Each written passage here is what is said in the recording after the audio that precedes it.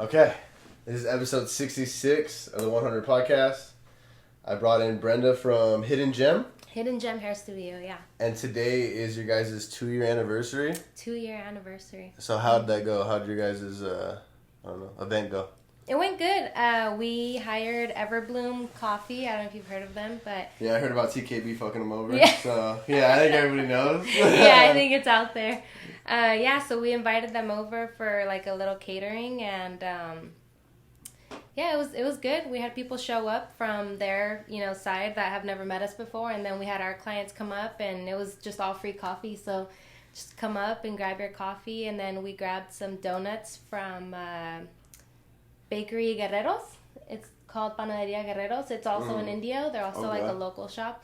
Yeah, we grabbed some donuts there. We were just handing them out, just kind of like as a thank you for these 2 years of like success. Yeah, and you guys are located in Indio, you said? No, Palm Desert. Oh, Palm Desert. Yeah, okay, so we're nice. off of 111, and it's either Larkspur or San Luis Rey. We're like in the middle, but off of 111. And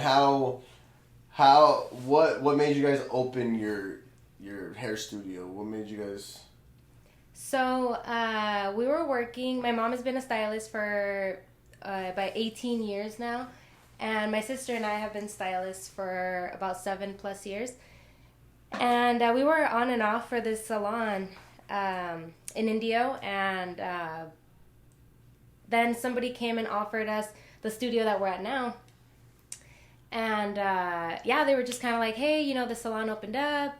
This one lady that knew my sister was like, yeah, it's all three of you guys. If you guys want to take over it, it's all yours. I think you guys would make a good family business. And we were like, no, we're not really trying to run our own business. Like, it's not really like, we just kind of, we don't know how it would even start. We don't have money saved up. Like, there's no way we can do this, And it's a lot more than the hair once it gets to run your own business. Oh, hell yeah. Yeah, it's not just, do hair and go home. Hell no, you're on it, 24/7, So, yeah, so we were like, no, we're good. And, I guess the rumors spread at the salon that my sister and my mom were at that we wanted to open our own business, and the owner wasn't happy with it, so she gave us the boot. I was in San Diego, so I wasn't given the boot, but my family was. Yeah. And so she basically just said, "Okay, you guys are all gone." Basically. She thought, and I don't blame her. She thought that we were going behind her back to steal her clients, and to kind of start our own business low key. Which obviously we would never do anything like that. I don't know. There's multiple hair studios, whatever. Hairstylists everywhere. I think there's guests for anyone. I think there's clients for anyone. I don't think. But it's again, maybe she was told that otherwise. I don't know what happened there, but there was just rumors, and so we were given the boot in 4 days. So we didn't even have a chance. They didn't even have a chance to let their clients know, nothing. And so then we told these people, do we need the place? We don't have anywhere else to go, How much time from you leaving that first studio to opening your guys' own? The very next day. Really? Yeah. We were literally, they didn't even give us a chance to actually tell people. It was a 4-day thing of, a weekend and, you need to be out. So we just started, right away and just moved our stuff. And, Whoa. It was crazy. So my mom actually purchased a lot of the furniture at that old salon, and she was never reimbursed for it. And we, it was their salon, so we're not going to take everything out of there. They're still running a business. But they were nice enough to at least give us, the 2-3 chairs to get started, and that was it. Yeah, so just that. And the lady who sold us the salon in Palm Desert, she ended up taking all of that furniture out of there too. So, we didn't really have much to work with. But we made it happen. Our clients are faithful, and they were understanding, and they still supported us. And they drove all the way from India. They made the commute just to, make it happen, Yeah. So that first year was, really tough. But, no, we made it work. And if it wasn't for our clients, sacrificing that extra commute, Or were most of your clients coming from, Indio? Or where are you? Indio area? Yeah, okay. Indio. Yeah, and then I was living in San Diego, so I would drive just to take care of some clients and still try to help and support the business. Excuse me. And 100 podcasts, unfiltered, uncensored. Let's go. I'm just kidding. Yeah. So it wasn't up until last December, that I officially permanently moved back to the Valley and was like full-time. Oh shit! Yeah. So this is kind of this isn't like new, but it's pretty new for you coming down here and like less than a year running it, basically full time. Yeah, I tried running it when I was in San Diego, but there's nothing like being hands-on, I would try making the logo. I tried like celebrating the 1-year anniversary, but my mom and my sister, like my mom, her English isn't very well, so she's not good with like promoting and handling certain things. And then my sister, she has dyslexia, so she confuses her numbers and letters, so she's not very good. She gets frustrated with like making posters, like anything that has to do with like getting everything together, like organizing, can make stuff up, and yeah, they get a little frustrated, so. So are you three kind of just like a perfect team? Like you guys kind of just bounce off each other? Oh, hell yeah, yeah. My sister, her creativity, my mom, she's like the energy of the business, and I'm just kind of like behind the scenes, running everything. Like. Yeah. What have you learned from 2 years of running your own business, and maybe in this last year from being hands-on? Like what has been the biggest takeaway from being an actual business? Because a lot of people talk about owning a business, or talk about taking that step and never go past the plan, and you didn't even have time to make a plan. So I'm just like, what did you guys learn through the process of these 2 years? I guess mostly like how hands-on it is. Like we don't have a receptionist to make our appointments. We handle our own appointments. My mom is mostly through phone calls. My sister and I mostly through DMs on Instagram. Yeah. And then so you never log off, Somebody will call you at 9 o'clock at night or at 6 in the morning, It's whenever they need to make an appointment. See you, yeah. Yeah, and so that's the number one thing. And then for me personally, now being so behind the scenes, I run the business account and then I run my hair account. And so I'm always answering the DMs for both. And then I take care of all the promotions and recording and trying to update everything. So I'm literally 24/7, I never clock out. Like I'm having dinner with my boyfriend and I'm like, hold on, like I gotta reply to a client. Yeah. Man, that's the craziest thing about nowadays too. I guess modern businesses is like everything is on your phone. Everything is so digital. Everything. It never stops. And I go in at 10 o'clock. I get there an hour early to set up and clean whatever. But I get there at 10 o'clock every day, and I this whole pandemic. Everything's been crazy. So now that I'm back officially in the salon, everything's accumulated from the time that we weren't officially open. Yeah. And so I'm there from 10 a.m. to around 6 p.m. 6 days a week, and then from 6 p.m. until I go to bed, I'm on Jesus. Yeah. So it's extremely hands-on. It's extremely just it's full. It takes your energy. You know what I mean? Yeah. But I love it. I love every second. I would never never give it up. It's just. Was that always your plan? Was being to cosmetology or? No. So my whole life wanted to be a veterinarian.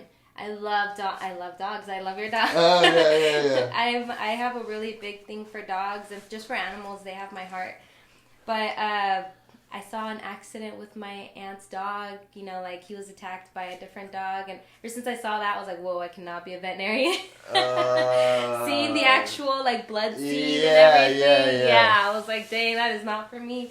So you're like, I want to see the nice stuff. I just want to pet them and love them, but I don't want to surgically, take care of them. Oh hell no. Yeah. Yeah. So that's when you made the transfer, or you're no. So our senior year, everybody's asking you, so what are you gonna do after high school and this and that, and my sister and I wouldn't say we really tried to go to college. Well, she tried. She enrolled a couple of times, didn't dropped out, enrolled and dropped.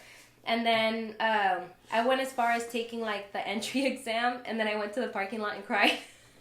Oh my god. I can't sit there and listen to someone speak. I get extremely frustrated. I need to be running things. I need to be hands-on. I need to be on my feet. I can't just sit here and stare at you. I go You need to crazy. be doing something. I gotta be doing something. And teachers get pissed when you're not sitting still, you know what I mean? So yeah, I'm the worst at that. I'm like an only child, so like I always was like looking for something to do. It's crazy.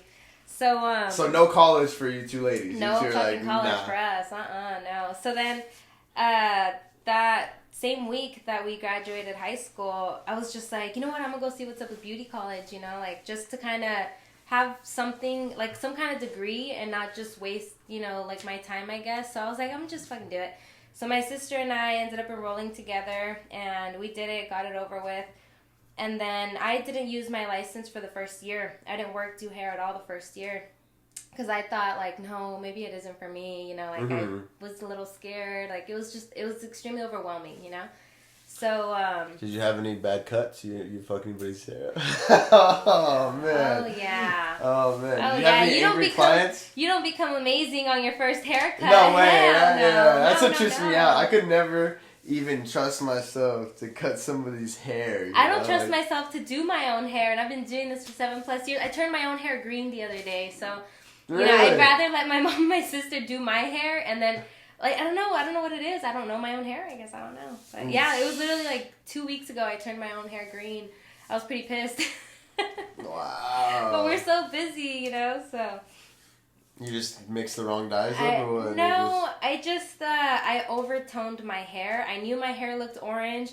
Apparently I was looking at it in the bad lighting because it really wasn't that orange, so I put the wrong color. It was too ash for the orange that I had, and it turned it green. That's kind of crazy too. I don't know much about hair, but what I do know is it is a little more scientific than people even have any idea. You have no idea. I worked for Ulta for almost 3 years, and they make you take tons of like classes while you're working there. So I know a lot of the science behind it due to those classes, thank God. But you learn about like literally the strand of hair, like the protein that goes into it, the bonds, the pigment, like it's crazy how much you learn, So, and I thought it was just like, green cancels out red and purple cancels out yellow, like something as simple as that, Hell no, there's so much to do with like the pH levels, the acidic levels. It's just crazy. It's crazy. Do you have any plans on expanding your guys' salon? Like ever opening another one? We were talking about that all day today. It's crazy because we would love to, and that is eventually the goal. We'd like to start off with a receptionist because just kind of take the load off you. We need someone. All three of you. Yes, we need someone. And, but the thing with the pandemic is big business owners, it's tough because, okay, let's say I pay booth rent, right? But with, all of this going on, I can't work in the salon, so why am I going to pay booth rent, right? So now all of these, which I don't blame them because it's either your mortgage or your booth rent, right? Yeah. So, all of these, booth renters, they're not paying their salon, and so the salon isn't receiving the money.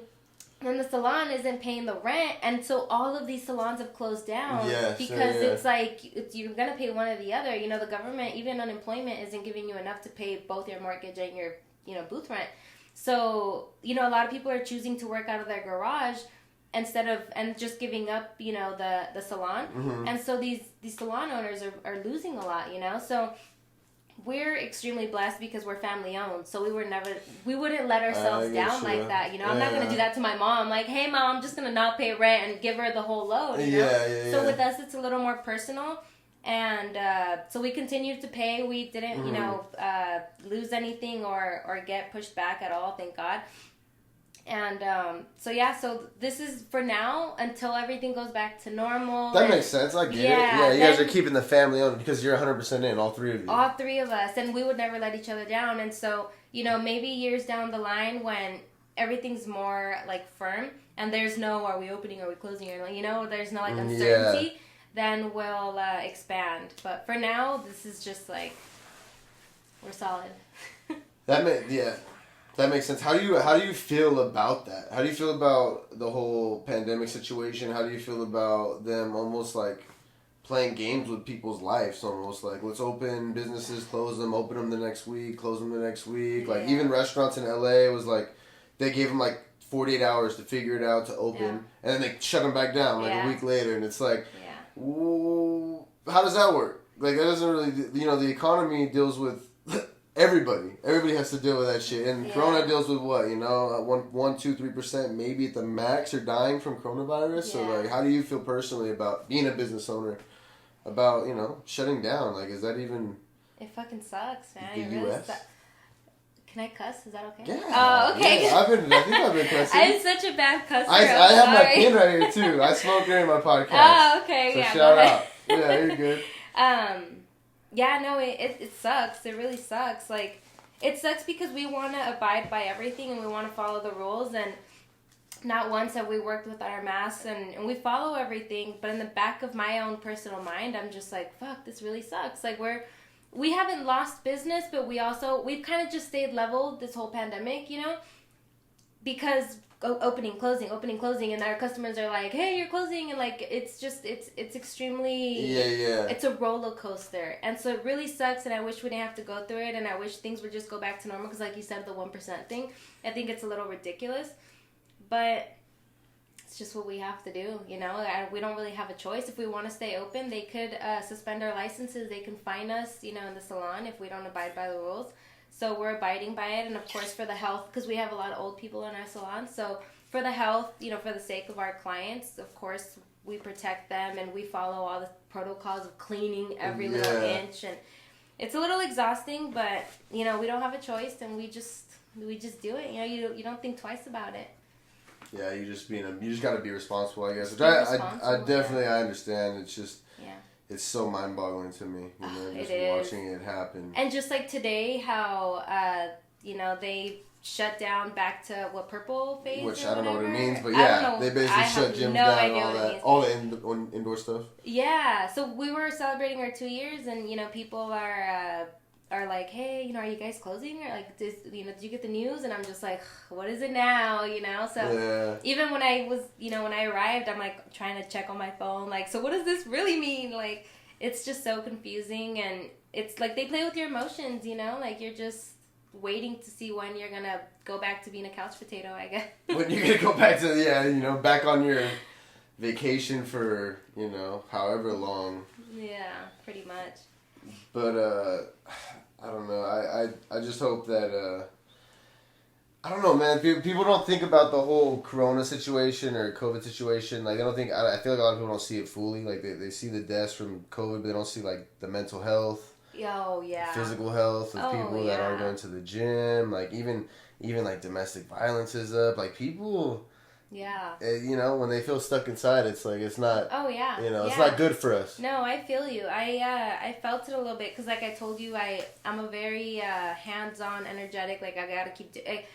I don't do well just sitting on my couch and doing nothing, I gotta, like, know that I have a plan. I gotta have a reason to wake up every morning and, like, all right, what am I gonna do today, like, so, What do you do? What do you do to keep going, like, during Corona, or even not? Because I've seen your Instagram, and you seem like you're pretty wild. So what are some wild things you're doing to we remodeled. We remodeled the salon twice. So the first time we closed, which was in March, we were closed from March to June. So in that time, we remodeled a lot. Unfortunately, a lot of salons closed. But fortunately for us, it sounds mean to say, we got a lot of good deals on new furniture, So this one salon in Long Beach, they had less than a year open. And we were able to buy everything from them. Brand new chairs, brand new shampoo bowls. I mean, it was such a good deal for us. And, we told her our story about, like, all our old furniture and everything. And, man, she was just so amazing. She gifted us a lot of, like, our blow dryer, like, just amazing deals. Yeah. So she was like, it didn't work out for me, but, you guys sound like you got a good thing going on. So, here you go. Kind of pass it along. Yeah, she passed it along. And we've been, man, making it, like, we're so grateful for it, Yeah. So, yeah, so it does really, really suck. But, and then the second time that we closed from, July 13th up until September 1st. So what is that, like 2 months, 2.5 months, something like that? Yeah. I'm out of school for too long, and I smoke too much weed. So my math is way off, so just keep going. So during that time, we remodeled again, and so we updated our brick wall, and we painted the cabinets. we have this amazing handyman that he we give him a lot of work through like word of mouth, and so he hooks it up big time, and he really helps us out. And so he's painted our whole salon, and he's remodeled our bathroom, and done like a whole backsplash. We got new cabinets this year, like our whole. It's a lot. That's legit. Yeah. So I feel like that's what a lot of people. It's like both sides. You know, a lot of people it just quarantine. They didn't do shit. It kind of like just everything went south for them. And then a lot of people, other people, opened new businesses or like worked on their business or like figured out a new direction for their business. Like. That's good. I just think that's good for a small business and for a valley business to instead of like sitting here waiting to actually like make changes, upgrade. We wanted to make it exciting for people to come back. Like, look, we got new stuff. Come check it out. So we want it to be like every time we open, it's kind of like a little mini grand opening. Like, look at us, like we remodeled. Come check it out. You know. So we wanted to kind of have something to reel the customers back in. Yeah, just a little extra, a little special. Yeah, a little razzle dazzle. Yeah, a little razzle dazzle. and just bringing up the handyman too. Like a lot of people don't understand too. Networking, that's a huge deal. Oh, 100%. Yeah. Starting your own business. We have a lot of clients, and we love asking them. What do you do? Like how we love helping small businesses. So. Our handyman, for example, we have this one client, and he flips houses. And so our handyman, he just got started here in the Valley, and he needed work, and we just happened to find him from a different client. And it was when the riots were happening, and we needed to board up our whole salon. Yeah, because we're right next to El Paseo, and we thought it was gonna be right on El Paseo. So we had a lot of. How did you guys? Was that just like a warning? Was it just like just in case? I had a lot of people messaging me saying you better board up. Yeah, like you better board up because we're right there, So a lot of people were like just in case. And then my salon in San Diego that I was working at, they got hit twice. I'm pretty sure it was twice. She has big windows on her salon and her spa, and they both got shattered. So from her experience, I was like, dang, like we should really board up just in case. Exactly. It's like it's not that far. Yeah, and thank God, nothing happened. There was no violence here in the Valley, but just in case. That is so crazy to me because it's like these small business owners, like they don't have no control of anything that's going on. I know. We were just like, dude, like we're a family-owned business. We're all women. We can't fight back. If something happens, like we lose everything. So it was like. It was tough that morning that the protest was gonna happen. That morning, I woke up to all the messages of people just like freaking out, and I woke up crying. I was just so like stressed out about it, and so my mom, my sister, and I, we just hopped in the truck and we ran to Home Depot, and we were just like we need help. And then that's when we found our handyman, and we met him that same day, and he boarded everything up for us, and he saw like our frustration and worrisome, whatever, and so, he didn't, like, oh, God, he's so nice. He didn't even charge us. He was just like, no, girls, I got you. Like, you need help and this and that. So, from there, like, he just kept helping us. And we were like, this is a good guy. And he does amazing work. So, we're like, we're going to give him, we're going to find him something. We're going to find him something. Yeah, so we found him, the guy that flips houses. Going back to that story. We found the guy that flips houses. And now he works full time for him and, like, does amazing. He's able to open up his own business and everything. So it's, word of mouth, it really goes a long way. And that's kind of cool too, is that he helped you guys just out of like basically the kindness of his heart. And that's what people, it kind of makes you remember, like not everybody's bad. Yeah. No matter what news, social media, no matter what all that shit shows, it's like, you gotta remember, a lot of people are just good people that just, want to take care of their family and shit. Yeah. And so, I guess speaking on that community, like how do you feel like the community of the Valley has taken, like embraced you guys from when you guys opened to now, like, and you guys are you guys all from the Valley? Yeah. Oh, so it's just like Valley owned from the Valley. Just makes sense. My mom came out here when she was 19, I think.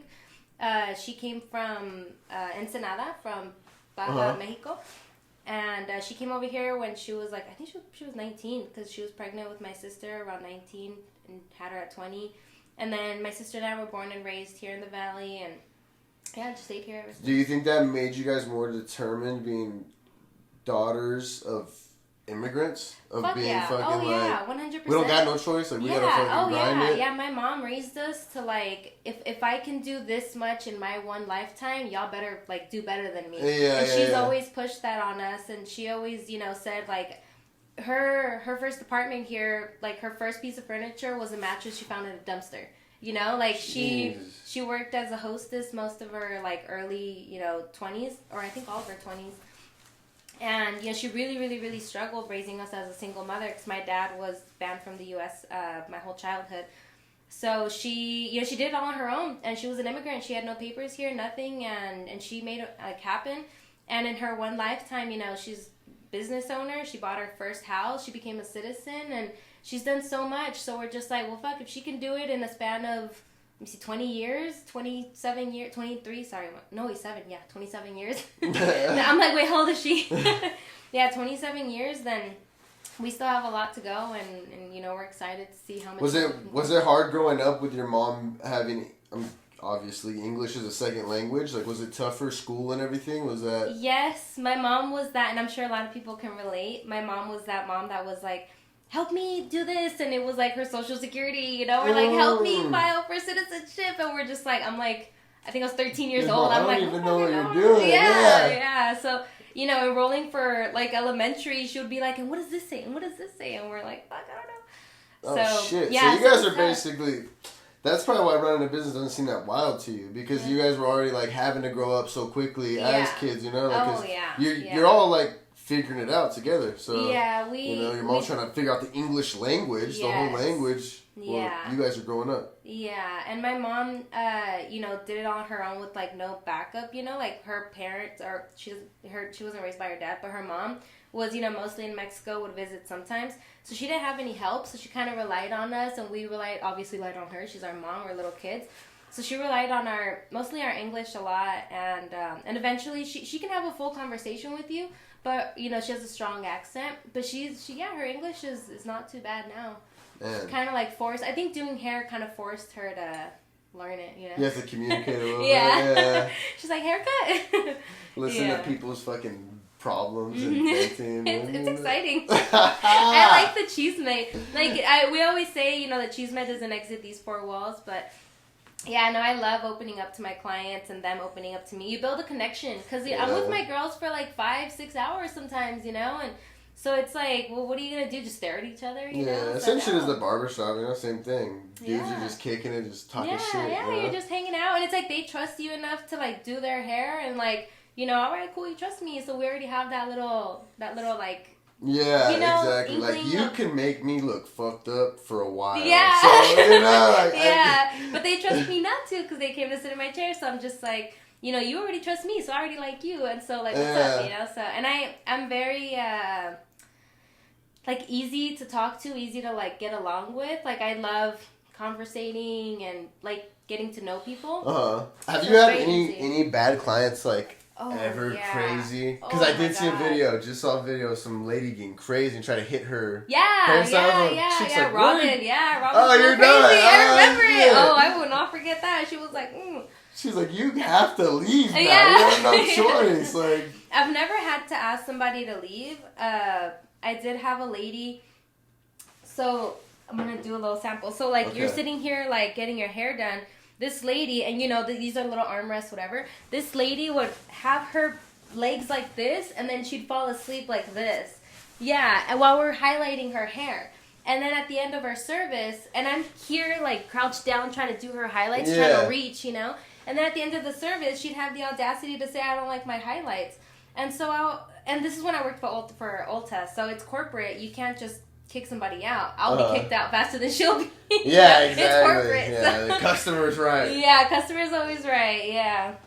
So it took us months to finally ban her and corporate hit and she her would just fall asleep and just lay yeah. down. And at the beginning, and she did this like at least once a month. At the beginning of the service, I'd be like, all right, just letting you know, I'd try not to fall asleep. I understand it's extremely relaxing, but unfortunately I can't work right when your head is down here, and she was like, and she's Filipina, but she knew full English, because when she argued, she knew full English. But then she'd act like, but she would act like, what, and then this is how, like, she'd get her hair done, and then she'd slowly be like, And then she would pretend to be asleep, and I'd be like, "Can you sit up straight? Can you sit up straight?"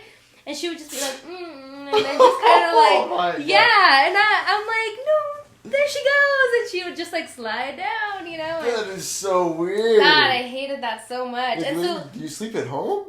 That's what I said. Home. I'm like, really? Yeah, no, she would do that the whole service. And then, yeah, at the end of the day, and she wasn't like, oh, I don't like it. She would be like, do you see it? Do you see it? It's hideous. And she'd like do this, you know, throw her arms up. Yeah. And I'm like, okay, well, what about it don't you like?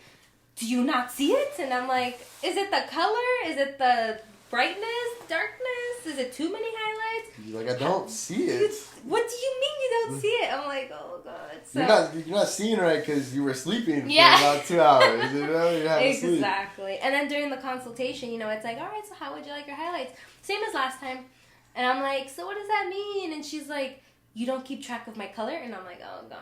Like, well, you didn't like it last time, so I don't know what that means. So, yeah, it took us months, but we finally banned her and never had to see her again. How about your new salon? You've been pretty... No, yeah, we get amazing clients. Well, because they're probably most returning, right? Are they mostly like people you've been working with for a while? With the whole pandemic, I see barely, like, it's mostly all new clients. It's crazy. Oh, and shit. I get my returning clients for, like, touch-ups and stuff like that. But, man, every day has been, like, a new client. It's really exciting. And if somebody wants to reach out to you guys, how can they find you guys? On Instagram. What's your name on Instagram? So it's hiddengem.pd. Hiddengem.pd. Okay. Yeah, is that the main spot? Just write you guys on Instagram? Yep. And then you'll find me, my sister, and my mom's Instagram in that page. Perfect. Right in the bio. Yeah. All right. I think we should wrap this shit up. Yeah. You ready to wrap it up? Yeah. Episode 66. Thank you, Brenda. And shout out Zachy BTV. I'm rocking your shirt today, bro.